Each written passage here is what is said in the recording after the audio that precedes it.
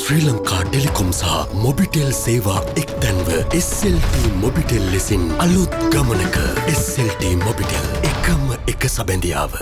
Corona වෛරසය 99.9% දක්වා විනාශ කිරීමට උපකාරී වන සර්ෆ් එක්සෙල් හයිජීන් බූස්ටර්ස්.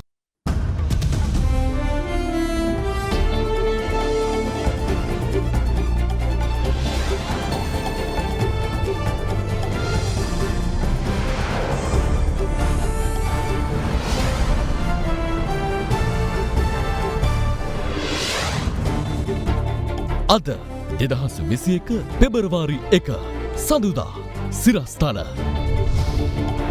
නැගෙනහිර ජැටියේ අයිතිය වරාය යටතේ තියාගන්න රජය තීරණය කරයි. අපි විසින් ඉදිරිපත් කරන කොන්දේසි වලට ඉන්දියන් අදාළ සමාගම කැමතිුනේ නැහැ. පෙර එකකතා අනුව කටයුතු කරන්නයි ඉන්දියාවෙන් තවදුරටත් බලපෑම්. අකණ්ඩව සිව්වන දිනටත් කොවිඩ් ආසාදිතයන් 800 පනි. සමස්ත ආසාදිතයන් 64,000 ඉක්මවයි. ඉන් 42,000ක් බස්නාහිරෙන්. ශිෂ්‍යත්වය ඉහළින් සමත් දරුවන්ට ජනප්‍රිය පාසල් ඉල්ලා මාපියන් පාරට බසී. උද්ඝෝෂණයට පොලිසියෙන් බාධා.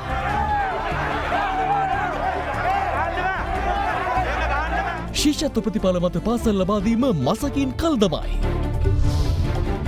පාස් කිරිදින ප්‍රහාරයේ පරීක්ෂණ සිදු කළ ජනාධිපති කොමිසමේ අවසන් වාර්තාව ජනාධිපතිට. ඇල්කොහොල් අඩංගු හෑන්ඩ් සැනිටයිසර් භාවිත කරන්න. ලෙඩ රෝග ඇති කරන විෂ බීජවලට එරෙහිව සටන් කරන්න. හඳුන්වා දීමේ මිල රුපියල් 350යි. Buy a 2-liter Coke and get a glass free. From Ada Derana, this is Ada Derana Prime Time with Vasanti Nanayakara and Shatara Alvis. Live from Studio 24 in Colombo. අයිබෝවන් ඔබ අදත් ලංකාවේ අංක එකේ සහ විශ්වසනීයම පුවත් විකාශය අද දෙරන 6:55 සමග සජීවී. කොළඹ වරාය නැගෙනහිර පර්යන්තය 100%ක් වරාය අධිකාරී යටතේ පවත්වාගෙන යෑමට රජය තීරණය කළ බව අග්‍රාමාත්‍ය මහින්ද රාජපක්ෂ මහතා අද වරාය වෘත්තීය සමිති වෙත දැනුම් දුන්නා. අද පෙරවරුවේ වෘත්තීය සමිතිය සමග පැවති සාකච්ඡාවේදී අග්‍රාමාත්‍යවරයා වැඩිදුරටත් ප්‍රකාශ කළේ මීට අදාළ අමාත්‍ය මණ්ඩල පත්‍රිකාව අද කැබිනට් මණ්ඩලයට ඉදිරිපත් කර අනුමැතිය ලබා ගන්නා බවයි. මේ අතර සියලු පාර්ශවයන් කොළඹ වරායේ නැගෙනහිර පර්යන්තය සම්බන්ධයෙන් දැනට පවතින එකඟතාවය අනුව කටයුතු කළ යුතු බව කොළඹ ඉන්දිය මහ කොමසාරිස් කාර්යාලය නිවේදනය කළා. කොළඹ වරායේ නැගෙනහිර පර්යන්තයේ 49ක කොටස් ඉන්දියාවේ අදානි සමාගමට ලබාදීමේ ආණ්ඩුවේ යෝජනාවට රටපුරා විරෝධතා මත වුණා. වරාය වෘත්තීය සමිති අකුරට වැඩ කිරීමේ වෘත්තීය ක්‍රියාමාර්ගයක් පසුගියදා ආරම්භ කළේ මේ යෝජනාව හකුලා ගන්නා ලෙස ආණ්ඩුවට බල කරමින්. ඒ අනුව ඒ පිළිබඳ තමා සමග සාකච්ඡා කිරීමට අග්‍රාමාත්‍ය මහින්ද රාජපක්ෂ මහතා අද වෘත්තීය සමිතිවලට අවස්ථාවක් ලබා දුන්නා. සාකච්ඡාව අද පෙරවරුවේ පැවැත්වුණේ අරලියගහ මන්දිරයේදී. වෘත්තීය සමිති 23 නියෝජනය කරමින් සමාජිකයන් 14 දෙනෙකු සහභාගී වූ සාකච්ඡාව පැය දෙකකට අධික කාලයක් පැවැත්වුණා. අපිට ඔබතුමාලා වචනෙන් විශ්වාස කරන්න පුළුවන් වුණාට අපිත් එක්ක අනිත් වෘත්ති සමිතිය 23ට අපනම් ඉතිහාසික ඕලාකම් කියලා දීලා නැහැ. ඔබතුමාට අපි කිව්වොනම් ඒ අදදී වෙයි ඕදාකම් අපි කියලා දීලා නැහැ කාටවත්. ඒකයි අවුරුදු 50ක දේශපාලන ඉතිහාසය අපි අද ගන්නවා නම් තීන්දුවක් මේක දෙනවා. අද දෙවිය ඒ තීන්දුව අයි මේ කවලියුම් කැලිවල දාන්න ඕනේ. ලක්පත්වල යනවා. ටීවී යනවා. හැබැයි අපි කිව්වොත් අපි මේක අලහාවරම කියලා අපේ කම්කරු නියෝජිතයන්ගේ පැත්තෙන් අපේ බලාපොරොත්තුව ශ්‍රී ලංකා වරාය අධිකාරියේ නැගෙනහිර පර්යන්තය 100% මෙහෙම කළමනාකාරීත්වයෙන් රාජ්‍ය ව්‍යවසාය තුළ ක්‍රියාත්මක වීම කාර්ය කැබිනට් මණ්ඩලයට දාන අනිවාර්යයෙන්ම ප්‍රතිපෝෂිත ඔයාලට බලාගන්න පුළුවන් කාර්ය කැබිනට් මණ්ඩලයේ දාන්නේ. විශේෂයෙන් කැන්ක් එක සාකච්ඡා කරා අගමැතිතුමනි දීර්ඝ වශයෙන් දින දෙකක් ඒ දින දෙකේම අපි විසින් ඉදිරිපත් කරන කොන්දේසි වලට ඉන්දියන් අදාළ සමාගම කැමතිුනේ නැහැ. ඒවා. අපි මොකද හැම වෙලේම අපිට වාසිදායක ලෙස තමයි අපි ඉදිරිපත් කරන කොන්දේසි. ඒ අනුව තමයි කැන්ක් එක නැවත මාවෙත ලබා දුන්නු රිපෝට් එකේ කිව්වේ මෙය ඉදිරියට ගෙනියලා මේක කරන්න පුළුවන් තත්ත්වයක් නැති නිසා ජනාධිපතිතුමා අගමැතිතුමා උපදෙස් දීපු විදිහට නැගරින පර්යන්තයේ 100%ක්ම අපි විසින් ක්‍රියාත්මක කරන පත්‍රිකාව දැන් අපි විදිහට කියනවා වචනයක් ඒක දෙන්නේ නැහැ. ඒක අපි තමයි කරන්නේ. අද කැබිනට් එකේදී තිබුණා. කොහොම වුණත් බටහිර පර්යන්තය කියන එක ආසියානු සංවර්ධන බැංකුවේ නායක කොන්දේසි වලට අනුව අනිවාර්යෙන් පෞද්ගලීකරණය කර යුතුයි. අද අගමැතිතුමාට පින් සිද්ධ වෙන්න තමයි මේ නැගෙනහිර පර්යන්තය වරාධිකාරියට හම්බුනේ බටහිර පර්යන්තය කොහොමද වෙන ආයෝජකයෙකුට ඒ නායක විසුමට උපකාරව දෙන්න ඕන. වරාය අධිකාරිය අපි සියලු දෙනාගෙන් ඉල්ලාගෙන වෘත්තීය සමිතියෙන් දැන් අගමැතිතුමා සියලු දෙනාම ප්‍රකාශ කරා. දැන් මම ගිහිල්ලා වැඩ පටන් ගන්න. මම දන්නවා කොච්චර අමාරුවෙන්ද මේ සර්විසස් ටික අපි තියාගෙන ඉන්නේ මේ වෙලාවේ. අග්‍රාමාත්‍යවරයා සමග පැවති සාකච්ඡාවෙන් අනතුරුව වෘත්තීය සමිති නියෝජිතයන් මාධ්‍ය වෙත අදහස් පළ කළා. අග්‍රාමාත්‍යතුමා අපිට පොරොන්දු වුණා 100% නැගෙනහිර පර්යන්තය ශ්‍රී ලංකා වරාය අධිකාරිය යටතේ ක්‍රියාත්මක කරනවා කියන කැබිනට් පේපර් එක අද දිනේ අදාළ විශේෂ අමාත්‍යවරයා විසින් කැබිනට් එකට දානවායි කියලා අපි හෙට දිනේදී මේ නිල නිවේදනය අපිට ආව හැටි කැබිනට් එක විසින් ප්‍රකාශයට පත් කරන අපි වෘත්තීය ක්‍රියාමාර්ග අත්හරිනවා. ඒ වගේම මේ කැබිනට් පත්‍රිකාව ඇතුලේ බටහිර පර්යන්තයක් සම්බන්ධයෙන් සඳහන් කරලා තිබෙනවා නම් අපි දන්නේ මේ පත්‍රිකාවේ වෙනස් සඳහන් කරලා තිබෙනවා නම් ඊට විරුද්ධව එතෙන් සිට මේ සටන බටහිර පර්යන්තය වෙනුවෙන් දියත් කරන්න අපි සූදානම්. මෙම සාකච්ඡාවෙන් අනතුරුව වෘත්තීය සමිති නියෝජිතයන් නැගෙනහිර පර්යන්තය සුරකීමේ සටනට නායකත්වය දුන් පූජ්‍ය ඇල්ලේ ගුණවංශ හිමියන් බැහැදකීමට පැමිණියා. වෙන පැත්තක් දීම වෙනුවෙන් තමයි මේ කතාව අරන් ඇවිල්ලා තියෙන්නේ. මේ චෝදනාවක් වෙනවා. මේ නැගෙනහිර කතා කරලා කරන්නේ වෙන දෙයක්. ඒක එදාට බලාගමු. පසුව වෘත්තීය සමිති නියෝජිතයන් කොළඹ වරාය වෙත පැමිණි අතර එහිදී වරාය සේවකයන් විසින් ඔවුන්ව පිළිගනු ලැබුවේ මෙලෙසින්.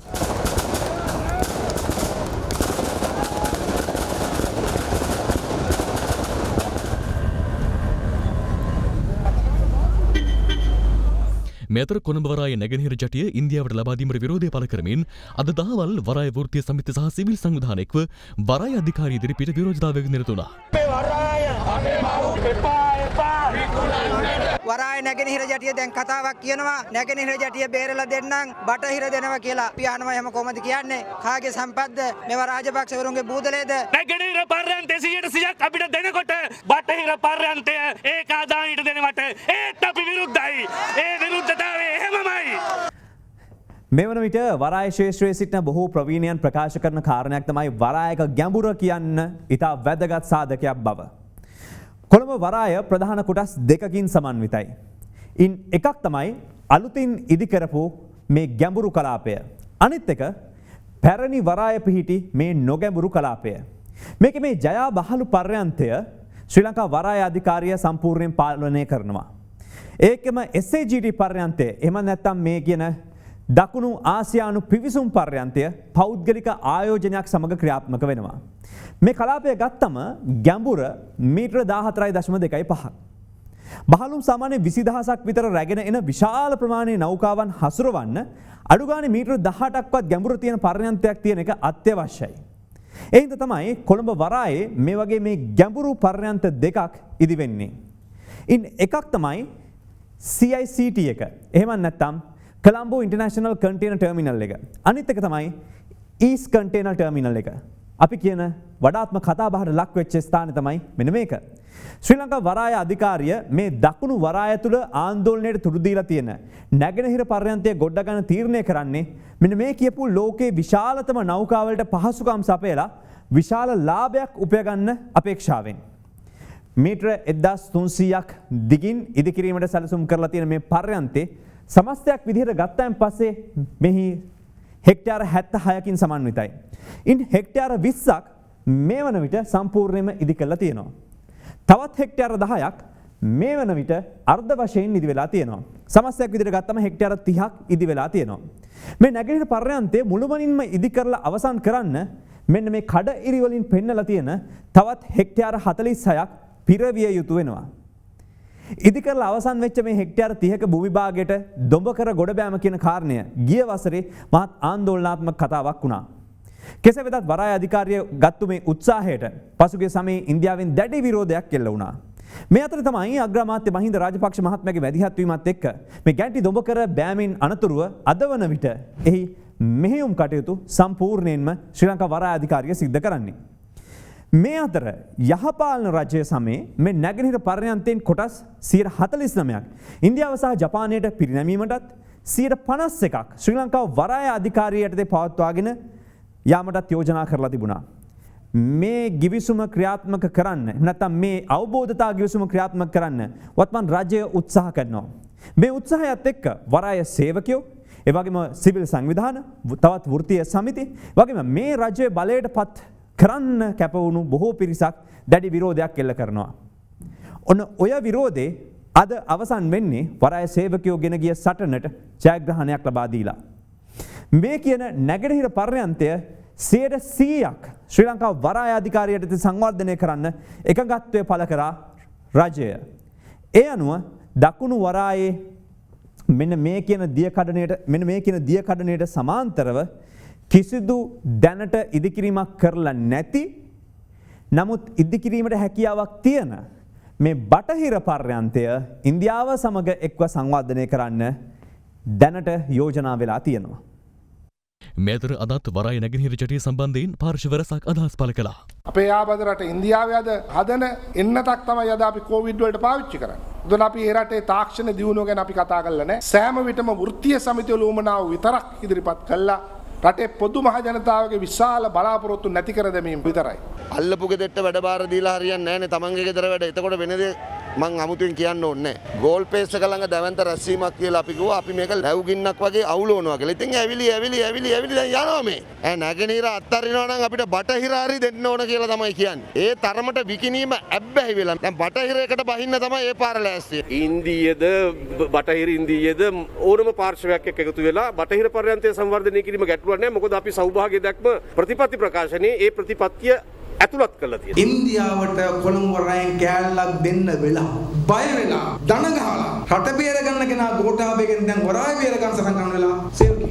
අපි ආණ්ඩුවේ කැබිනට් ඇමතුරු හැටියට ආණ්ඩුව තීන්දුවක් ගත්තා නම් බැනුම් අහන්න හරි ගල් පාරවල් කන්න හරි අපි එතන ඉන්නවා. රෝහිත අබේගුණවර්ධන වරාය ඇමතිවරයා කැබිනට් පත්‍රිකාවක්ම දැම්ම අපේ හාමුදුරනේ ඉන්දියාවේ අදානි කියන කොම්පැනියටම තමයි දෙන්න කියලා ඒගොල්ලෝ නම් කරා. දැන් කියනවා අපි දෙන්න නෙමෙයිලු යන්නේ. කවුද නැතර විකුණන්න හැදුවේ. විකුණන්න හැදුවේ අනුර කුමාර දිසානායක. මේ සම්පත් විකුණන්නේ නැහැ කියන මත තමයි අපේ රජය බලයට ආවේ. ඉතින් ජනාධිපතිතුමා තිතා පැහැදිලිව කියලා තියෙනවා මේ රටේ සම්පත් විකුණන්නේ නැහැ කියලා. දැන් තියෙන ප්‍රශ්නේ තමයි විකිණීම සහ ආයෝජනය කිරීම ගැන තියෙන ප්‍රශ්නේ. දැන් මහජනතාවගේ සහ වෘත්තීය සමිතිය හමුවේ නැගෙන විරෝධය මැද මේක අකුල ගන්න සිද්ධ වෙලා තියෙනවා. මම පුදුම වෙන්නේ නැහැ. සමහර 69 ලක්ෂය ඉන්න බයියෝ රෙස්පෙක්ට් සර් මෙහෙම තමයි ඉන්න ඕන කියලා Facebook එකේ පෝස්ට් එකකට අනිද්දා. ඒක අවුලක් නෑ හොඳේ. මේ අතර මෙම අර්බුදය සම්බන්ධයෙන් මෙරට ඉන්දිය මහකොමසාරිස් කාර්යාලය අද පස්වරුවේ නිවේදනයක් නිකුත් කළා. එහි සඳහන් වන්නේ කොළඹ වරායි නැගෙනහිර පර්යන්තය සංවර්ධනය කිරීම සඳහා ඉන්දියාව ජපානය සහ ශ්‍රී ලංකාව එක්ව 2019 මැයි මාසයේදී අත්සන් කළ ත්‍රිපාර්ශවීය සහයෝගිතා ගිවිසුම කඩිනමින් ක්‍රියාත්මක කිරීම ඉන්දිය රජයේ අපේක්ෂාව බව යලි සිහිපත් කරන බවයි. මෙම ගිවිසුම සම්බන්ධයෙන් ශ්‍රී ලංකා රජයේ කැපවීම පසුගිය කාලයේ අවස්ථා ගණනාවකදී ශ්‍රී ලංකාවේ නායකත්ව මට්ටමින් පවා දැනුම් දී තිබූ බව එම නිවේදනයේ සඳහන් වනවා. එමෙන්ම විදේශ ආයෝජන මත මෙම ව්‍යාපෘතිය ක්‍රියාවට නැංවීමට මීට මාස 3කට පෙර ශ්‍රී ලංකා කැබිනට් මණ්ඩලයේද තීරණයක් ගෙන තිබූ බවත් එම නිවේදනයෙන් පැවසෙනවා. එබැවින් සියලු පාර්ශවයන් කොළඹ වරායේ නැගෙනහිර පර්යන්තය සම්බන්ධයෙන් දැනට පවතින එකඟතාවට අනුව කටයුතු කළ යුතු බව ඉන්දිය මහ කොමසාරිස් කාර්යාලය පවසනවා. බැංකු පොලිය අඩුම වෙලාවේ ලක්ෂ 5ක් ගෙවා වෙන් කරගන්න. Mulberry residence. අකණ්ඩව සිව්වන දිනටත් 800ක් ඉක්ම වූ කොවිඩ් ආසාදිතයින් සංඛ්‍යාවක් ඊයේ මෙරටින් හඳුනා ගැනුණා. සමස්ත ආසාදිතයින් ගණන 64000 ඉක්මවා තිබෙන අතරේ 42000ක්ම බස්නාහිර පළාතෙන් වාර්තා වීම විශේෂත්වයක්. මේ අතර ගම්පහ සහ කළුතර දිස්ත්‍රික්කවල පාසල් 1031ක් එළඹෙන පෙබරවාරි 15 වනදා සිට යලි ආරම්භ කළ හැකි බවට අදාළ ප්‍රාදේශීය සම්බන්ධීකරණ කමිටු අධ්‍යාපන අමාත්‍යවරයා වෙත නිර්දේශ කර තිබෙනවා.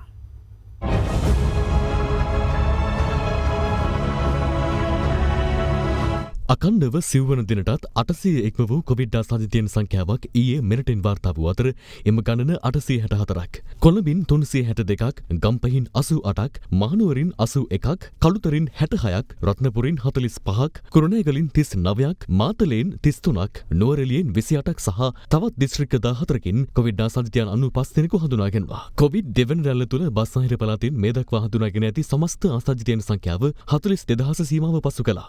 වෙළෙඳ අමාත්‍යාංශ ලේකම් බද්රානි ජයවර්ධන මහත්මියට කොවිඩ් වෛරසය ආසාදනය වී තිබෙනවා. ඒ හේතුවෙන් වෙළඳ අමාත්‍ය බන්දුරු ගුණවර්ධන මහතාද PCR පරීක්ෂණයක් සඳහා යොමු වූ අතර අමාත්‍යවරයාට වෛරසය ආසාදනය වී නැති බව එහිදී හඳුනාගෙනවා. කොවිඩ් ආසාදිතව කොළඹ IDH රෝහලේ ප්‍රතිකාර ලැබමින් සිටින සෞඛ්‍ය අමාත්‍ය පවිත්‍රා වන්‍යාරච්චි මහත්මියට ඉක්මන් සුවය පතා ආශිර්වාද පූජාවක් නාරාහෙන් පිට ශ්‍රී අභයාරාම විහාරස්ථානයේදී ඊයේ පැවැත්වුණා.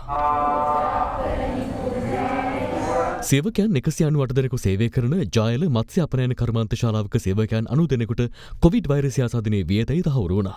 අනුරාධපුර ශික්ෂණ රෝහලේ ශල්‍ය දැඩි සත්කාරයකගේ සීමා වාසික පුහුණුව අවසන් කළ වෛද්‍යවරයෙකුට සහ එම රෝහලේම වෛද්‍යවරයෙකු ලෙස සේවය කරන ඔහුගේ බිරිඳටත් වෛරසය ආසාදනයේ වී ඇතැයි හඳුනාගෙන තිබෙනවා. කොවිඩ් ව්‍යාප්තිය පිළිබඳව සෞඛ්‍යාංශ අනතුරු නැගවීම සිදු කර තිබෙදී මිහින්තලේ සිවිල් ආරක්ෂක පුහුණු පාසලේ 200ක පමණ බට පිරිසක් කොළඹ නිදහස් දින පෙරහුරවලට සහභාගී වීම සම්බන්ධයෙන් සෞඛ්‍යාංශ ඊයේ අනාවරණ කළා. මොකද අතිගරු ජනාධිපතිතුමාම ඉතාම පැහැදිලිව කිව්වා මේක මේ යුද්ධයක්වත් ත්‍රස්තවාදී ප්‍රශ්නයක්වත් නෙවෙයි මේක සෞඛ්‍ය ප්‍රශ්නයක්. ඒතර මේ සෞඛ්‍ය ප්‍රශ්නයකට මුහුණ දෙන්නකොට සෞඛ්‍ය මාර්ගෝපදේශ වලට පයින් ගහලා කවුරු හරි කටයුතු කරනවා නම් ඒක ඉතාම කනගාටුදායක තත්ත්වයක්. ඒතර ජනාධිපතිතුමාගේ උපදේශ වලට පිටින් ගිහිලා තමයි මේ සමහර වැඩ කරන්නේ. නිසා ඒ අනුරාධපුරයේ ඇතිවෙච්ච සත්‍ය සම්බන්ධයෙන් විශේෂ විමර්ශනයක් වෙන්න ඕන කියලා අපි හිතනවා. මෙම සිද්ධිය සම්බන්ධයෙන් ආරක්ෂක ලේකම්වරයා මෙලෙස අදහස් පළ කළා. මෙතනදී අපි බලනවා එහෙම ගෙනාපු කට්ටියට එහෙම රෝගය වැළඳිලා තියෙනවද කියලා. එහෙමනම් ඒ කට්ටිය එක්කත් හිටපු ඒ පළවෙනි ආශ්‍රිතයන් සියල්ලක්ම අපි මෙතනින් ඉවත් කරනවා. නමුත් අපි වගකීමෙන් යුතුව කියන මේ සියලුම දෙනෙක්ව ඇන්ටිජන් පරීක්ෂාවකට හරි PCR පරීක්ෂාවකට හරි ලක් කරලා තමයි අපි මේ ස්ථානයට අරගෙන එන්නේ කියලා. කහවත්ත හවුපේවත්ත ප්‍රදේශයෙන් කොවිඩ් ආසාදිතයන් 21 දෙනෙකු වාර්තා වී තිබෙන අතර ඒ අතරට ප්‍රදේශයේ තේවතු අධිකාරිවරයෙකු සහ වැඩ පරීක්ෂකවරයෙකුද සිටිනවා. හවුපේවත්ත උඩකොටස ප්‍රදේශයේ ඇඟලුම් කම්හරක සේවිකාවකට පළමුව වෛරසය ආසාදනය වී තිබූ අතර ඒ අනුවම ප්‍රදේශයේ ආශ්‍රිතයන් සහ ආහාර ලෙස සිදු කළ PCR පරීක්ෂණ මගින් සෙසු ආසාදිතින් හඳුනාගෙනුණා. මේ හේතුවෙන් ප්‍රදේශයේ නිවාස 50ක පුද්ගලයන් ස්වයං නිරෝධායනය සඳහා යොමු කෙරුණා. බොරැල්ල, කඩුවෙල සහ අඟුරුවාතුර ප්‍රදේශවලින් කොවිඩ් ආසාදිත මරණ 3ක් ඊයේ වාර්තා වූ අතර කාන්තාවන් 2 දෙනෙකුද ඒ අතර වනවා. ඒ අනුව මේ දක්වා මෙරට සිදු වූ කොවිඩ් ආසාදිත සමස්ත මරණ සංඛ්‍යාව 316ක් දක්වා ඉහළ ගියා.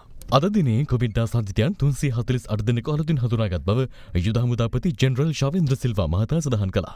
මේ දක්වා කොවිඩ් ආසාදිතයන් 64505 දෙනෙකු මෙරටින් වාර්තා වී ඇති අතර සුවය ලැබූ සමස්ත ගණන 58075ක්. කොවිඩ් මර්ධන ඉන්නත් කරන වැඩසටහන යටතේ ඊයේ දිනය තුල ඉදිරිපෙළ සෞඛ්‍ය සහ ආරක්ෂක අංශවල 21329 දෙනෙකුට එන්නත ලබා දී ඇතැයි සෞඛ්‍ය අමාත්‍යාංශය සඳහන් කළා. ඒ අනුව මේ දක්වා එන්නත් කරණය සිදු කළ සමස්ත සංඛ්‍යාව 59154ක්. කොළඹ මහනගර සභාවේ ජන සෞඛ්‍ය දෙපාර්තමේන්තුවේ කාර්ය මණ්ඩලය සඳහා ඉන්නත් කරණය අද ආරම්භ වුණා. අපේ කාර්ය මණ්ඩලයේ 783 දෙනෙකුට මේ එන්නත ලබා දීම සිදු කරනු ලබනවා. විශේෂයෙන්ම බොරැල්ල කනත්තේ කොවිඩ් මරණ ආදාන කටයුතු වල යෙදෙන කම්කරු මහත්වරුන් දක්වා ඇම්බියුලන්ස් ඩ්‍රයිවර්ස්ලා ඇම්බියුලන්ස් වල වැඩ කරන මේ සියලු දෙනාටම එන්නත ලබා දීම සිදු කරනු ලබනවා. මේ අතර ගම්පහ සහ කළුතර දිස්ත්‍රික්කවල පාසල් 1031ක් එළඹෙන පෙබරවාරි 15 වනදා සිට යලි ආරම්භ කළ හැකි බව අදාළ ප්‍රදේශීය සම්බන්ධීකරණ කමිටුව විසින් අධ්‍යාපන අමාත්‍යවරයා වෙත නිර්දේශ කර තිබෙනවා. ගම්පහ දිස්ත්‍රික්කයේ තිබෙන සමස්ත පාසල් සංඛ්‍යාව 590යි. ඒ 590න් පාසල් 589ක් පෙබරවාරි 15 වන සඳුදා විවෘත කිරීමට පුළුවන් තත්ත්වයක් පවතිනවා කියන එක තමයි නිර්දේශ කරලා තිබෙන්නේ. කළුතර දිස්ත්‍රික්කයේ සම්පූර්ණ පාසල් සංඛ්‍යාව 446යි. 446න් පාසල් 442ක් විවෘත කිරීමේ හැකියාවක් තිබෙනවා. එතකොට පෙබරවාරි 15 වෙනිදා පාසල් විවෘත කිරීම සඳහා අපි අනුමැතිය ඉල්ලනවා සෞඛ්‍ය අමාත්‍යාංශයෙන්. කොළඹ දිස්ත්‍රික්කය සම්බන්ධයෙන් ප්‍රාදේශීය සම්බන්ධීකරණ කමිටුවේ රැස්වීම මේ සතිය තුළ පැවැත්වීමට නියමිතයි. කොවිඩ් ව්‍යාප්තිය අවදානමෙන් වැඩිම බලපෑමට ලක් වූ බස්නාහිර පළාතේ පාසල්වල ගුරුවරුන් සහ ළමුන් සඳහා ක්ෂණික ප්‍රතිදේහජනක පරීක්ෂණ සිදු කිරීමේ ව්‍යාපෘතියක් මනුසත් දිරණ සහ රාගම ලීසන්ස් රෝහල ඒකාබද්ධව ක්‍රියාත්මක කරනවා. එහි පළමු අදියර කෝට්ටේ ජනාධිපති විද්‍යාලයේදී අද පැවැත්වුණා. මෙම අවස්ථාවට අධ්‍යාපන අමාත්‍ය මහාචාර්ය ජී.එල්. පීරිස් මහතා ඇතුළු පිරිසක් එක්ව සිටියා. මෙනික තමයි පෞද්ගලික අංශයයි රජයයි එක්කහුව වෙලා රටේ දරුවන්ගේ ආරක්ෂාව සුරක්ෂිත කිරීම කියන අරමුණ සාක්ෂාත් කරගන්න විදිහ. මේ පරීක්ෂණ කිරීමෙන් ශිෂ්‍යයන්ට සහ ඔවුන්ගේ දෙමව්පියන්ට විශ්වාසයක් වෙනවා පාසල්වල කොවිඩ් රෝගය තියෙන ශිෂ්‍යයන් නැහැ කියන එක. COVID-19 තත්ත්වය හමුවේ తాවකාලිකව වසා දැමුණු දිවයිනේ සියලුම සත්වෝද්‍යාන අද සිට දෙස් විදෙස් සංචාරකයන් සඳහා විවෘත කෙරුණා.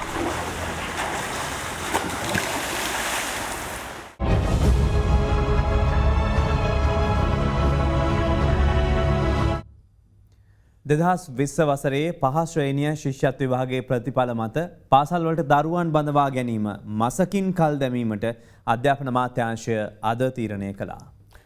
ශිෂ්‍යත්ව විභාගයෙන් පාසල්වලට දරුවන් ඇතුළත් කර ගැනීමේ කඩයිම් ලකුණු 5 දමන ලෙසට රජයට බල කරමින් දෙමාපියන්ගේ සහභාගීත්වයෙන් අද පැවති විරෝධතාවකින් පසුව අමාත්‍යාංශය එම තීරණය ගෙන තිබුණා. 2020 පහවසර ශිෂ්‍යත්ව විභාගයට අදාළව පාසල් සඳහා බදවා ගැනීමේ කඩයිම් ලකුණු පසුගියදා ප්‍රකාශයට පත් කිරීමත් සමග දෙමාපියන්ගේ විශාල විරෝධයක් එල්ල වුණා. ඒ විභාගයේ සමත් වූ සිසුන්ට එම කඩයිම් ලකුණු ක්‍රමවේදය හරහා ප්‍රධාන පෙළේ පාසලක් ලබා ගැනීමේ අවස්ථාව ගිලිහී ඇතැයි පවසමින්. එම ශිෂ්‍යත්ව ප්‍රශ්න පත්‍රය පටන්ගත් තැනම ඉඳලා මේක අනාගෙන තියෙනවා. ප්‍රශ්න පත්‍රයේ කාලය විනාඩි 15ක් වැඩි කරා.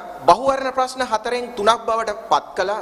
වෙනදට බලන සර්කියුල එකෙන් පිට ගිහිල්ලා විරාම ලක්ෂණ, ඇලපිලි පාපිලි, කොම්බු ඉස්පිලි ඒ කිසිම දෙයක් නොසලකා ගුරුවරුන්ට මෙම ප්‍රශ්න පත්‍රය ඇගයීම් කරන්න කියලා අධ්‍යාපන ලේකම්තුමා මහාචාර්ය කපිල මැතිතුමා කියලා තියෙනවා. වසර 70කට පස්සේ තමයි ශිෂ්‍යත්ව විභාගයට මෙවැනි ප්‍රශ්නයක් හටගත්තේ. ලකුණු 200න් 200 ගත්ත දරුවෝ 10ක් ලංකාවේ බිහි වුණා.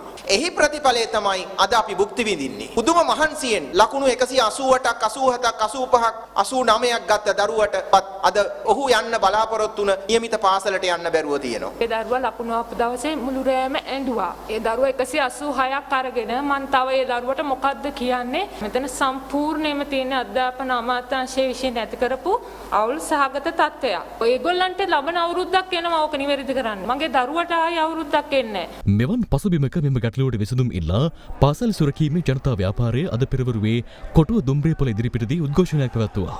ඒ ශිෂ්‍යත්ව විභාගයේ පාසල් වලට ඇතුළත් කිරීමේ කඩයිම් ලකුණු පහත දමන ලෙසට ආණ්ඩුවට බල කරමින් ඊට ශිෂ්‍යත්ව දරුදරයන්ගේ මාපියන් රැසක් එක්ව සිටියා.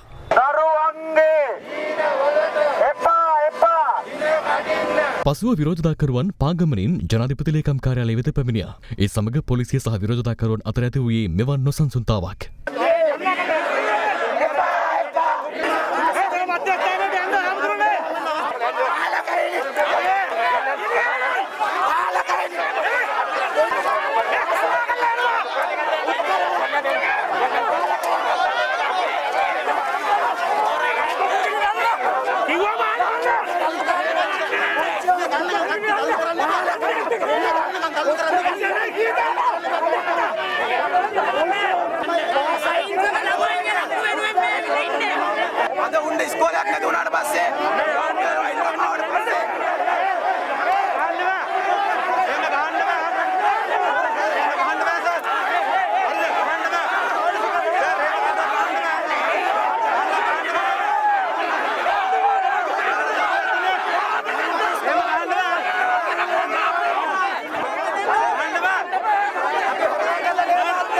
අනතුරුව ජනාධිපති ලේකම් කාර්යාලයේදී අධ්‍යාපන අමාත්‍යාංශ නිලධාරීන් සමග සාකච්ඡා කිරීමට විරෝධතාකරුවන් කිහිප දෙනෙකුට අවස්ථාව හිමි වුණා.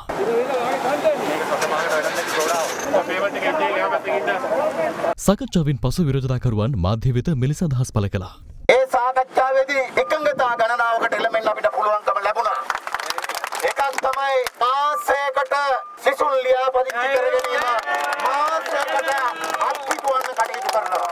ඒ අනුව 2020 පහ ශ්‍රේණි ශිෂ්‍යත්ව විභාගයේ ප්‍රතිඵල මත පාසල් වලට දරුවන් ඇතුළත් කරගැනීමේ ක්‍රමවේදය මසකින් කල් දැමීමට අධ්‍යාපන අමාත්‍යාංශය තීරණය කළ බව එහි ලේකම් මහාචාර්ය කපිල පෙරේරා මහතා අද පසුරුවේ සඳහන් කළා. ඔවුන් යෝජනා කරන්නේ හැකිනම් ලකුණු 1කින් හෝ ලකුණු 2කින් කඩයිම් ලකුණු අඩු කරලා 6 ශ්‍රේණියට දැනට ඇතුළත් කරන ශිෂ්‍ය සංඛ්‍යාව ශිෂ්‍ය දරුවන් සංඛ්‍යාව ඉහළ නංවන්න කියලා. එක කඩයිම් ලකුණක් අඩු කරොත් එහෙම දැනට තියෙන පන්තියක් වැඩි කරන්න වෙන බව මම පැහැදිලි කරලා දුන්නා.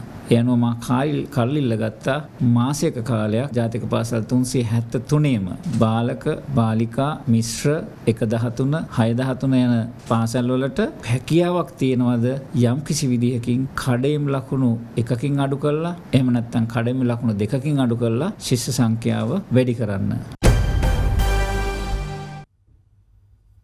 පාස්කු ඉරුදින ත්‍රස්ත ප්‍රහාරය සම්බන්ධයෙන් පරීක්ෂණය කළ ජනාධිපති කොමිසමේ අවසන් වාර්තාව අද පෙරවරුවේ ජනාධිපති ගෝඨාභය රාජපක්ෂ මහතාට බාර දුන්නා. ජනාධිපති කොමිසමේ සභාපති ශ්‍රේෂ්ඨ අධිකරණ විනිසුරු ජනක්ද සිල්වා මහතා ඇතුළු කොමිසමේ සෙසු සමාජිකයන් විසින් මෙම වාර්තාව ජනාධිපතිවරයාට බාර දෙනු ලැබුවේ ජනාධිපති ලේකම් කාර්යාලයේදී. 2019 වර්ෂයේ අප්‍රේල් මාස 21 වන දින දිවයිනේ ස්ථාන 7කට එල්ල වූ ත්‍රස්ත ප්‍රහාර 8කින් ජීවිතක්ෂයට පත් පුද්ගලයන් සංඛ්‍යාව 260කට අධිකයි. අදාළ ත්‍රස්ත ප්‍රහාර මාලාව සම්බන්ධයෙන් විමර්ශනය කිරීමට හිටපු ජනාධිපති මෛත්‍රීපාල සිරිසේන මහතා විසින් පංච පුද්ගල ජනාධිපති කොමිසමක් පත් කරනු ලැබුවේ එම වසරේ සැප්තැම්බර් මාස 21 වන දිනයි. වසරකුත් මාස 3ක කාලයක් පැවති ජනාධිපති කොමිසමේ සාක්ෂි විමසීමේ කටයුතු ඉකුත් 27 වන දින නිල වශයෙන් අවසන් වූ අතර ඒ වන විට ජනාධිපති කොමිසම සාක්ෂිකරුවන් 440 දෙනෙකුගෙන් සාක්ෂි විමසා තිබුණා. ඒ අනුව ජනාධිපති කොමිසමේ අවසන් වාර්තාව අද පෙරවරුවේ ජනාධිපති ලේකම් කාර්යාලයේදී ජනාධිපති ගෝඨාභය රාජපක්ෂ මහතා වෙත බාර දෙනු ලැබුවා.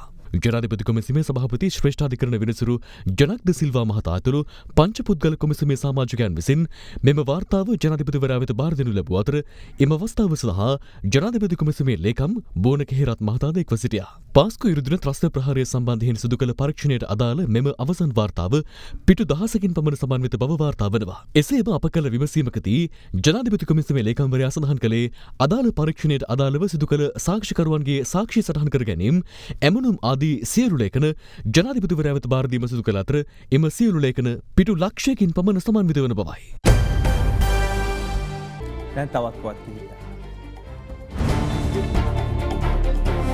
බලංගොඩ කල්තොට බටකොළ ප්‍රදේශයේදී වලබේගඟේ දියනාමින් සිටියේදී ඊයේ පාසල් සිසුවියක් මේ යාමේ සිද්ධියට අදාළව අත්අඩංගුවටගත් අදාළ පාසලේ ගුරුවරිය බලංගොඩ මහේස්ත්‍රාත් අධිකරණය විසින් රුපියල් ලක්ෂ 2ක ශරීරයප මත අද මුදා හැර තිබෙනවා. බලංගොඩ අධ්‍යාපන කලාප කාර්යාලය සහ පාසල් විදුහල්පතිවරයාගේ අවසරයකින් තොරව පාසල් සිසුන් 12 දෙනෙකු ක්ෂේත්‍ර පුහුණුචාරිකාවකට එක්ව සිටියේදී අදාළ සිසුවියට මෙම අනතුර සිදු වුණා. එයා බේරගන්න පුළුවන්කම තිබිලත් මිස් කාටවත් කතා කරලා නැහැ. එතන හිටපු ළමයෙක් තමයි මිස්ටර් ඕරෙන් කෝල් එක දීලා තියෙන්නේ 119 ගහලා කතා කරලා කියලා තියෙන්නේ. උදේ 11ට විතර වැටිච්ච ළමයා හවස 3ට විතර කොට අරන් තිබුණේ.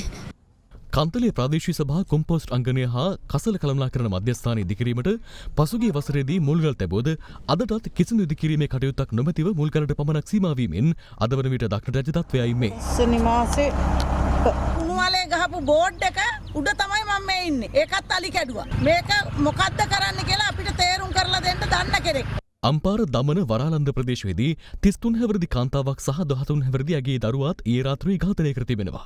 මූලික විමර්ශනවලදී අනාවරණ වී ඇත්තේ මියගිය කාන්තාවගේ අනියම් සැමියා විසින් මෙම ඝාතනය සිදු කරන්නට ඇති බවටයි. මොනරාගල මැදගම කොටබව ප්‍රදේශයේදී ඒ යතුරුපැදියක් සහ ත්‍රිරෝද රථයක් ගැටී සිදු වූ අනතුරක් මූලික කරගනිමින් තරුණින් තිදෙනෙක් තවත් තරුණයෙකුට පහර දෙන අයුරු CCTV කැමරාවක මෙලෙස සටහන්ව තිබුණා. යාල ජාතික වනෝද්‍යානය තුළ සිටි මීහරකුන් රැලක කුඩා පැටවකු දිව්‍යයෙකු ගොදුරු කර ගැනීමට යාමේදී එම දිව්‍යාට මීහරකුන් රැළ පහර දෙන අයුරු සංචාරකයෙකුගේ ජංගම දුරකථනයේ මෙලෙස සටහන්ව තිබුණා.